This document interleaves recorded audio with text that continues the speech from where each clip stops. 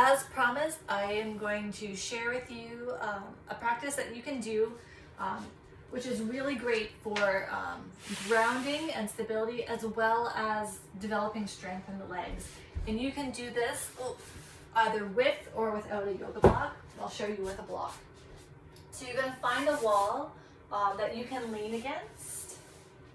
So you're going to start by leaning against the wall and then stepping the feet away maybe a foot and a half. It's going to depend on how long your legs are.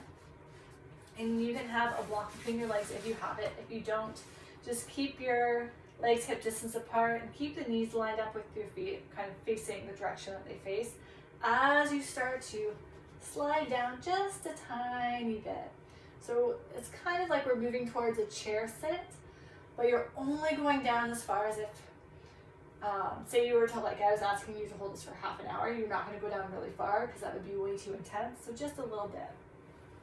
Knees are kind of lined up with the ankles, over top of the ankles.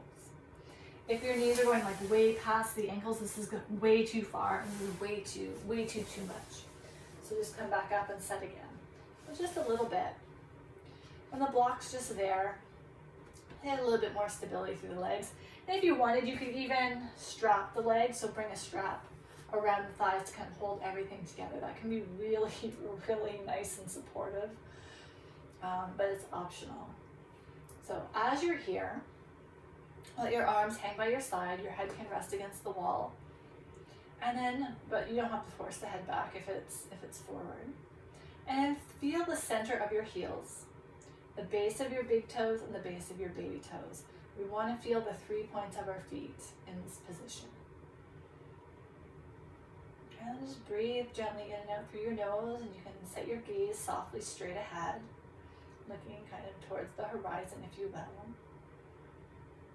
And you don't need to do anything else. Maybe noticing sensations in your body. You might notice, or maybe by mentioning this, it brings your attention to your abdomen. Notice how it's kind of gently engaged, but you didn't have to actively, consciously engage it. It's just kind of automatically working. Arms relaxed. Effort, obviously, in the legs.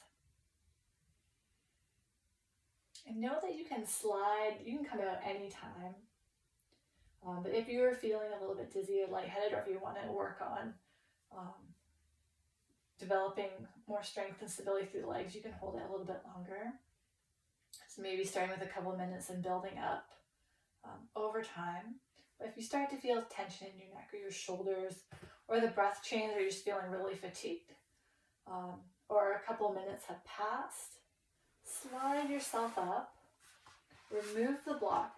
This is important to come out as slowly as you go in, because it's when we rush through the transitions that we put ourselves at risk for injury, or pulling something or tweaking something, or something flares up.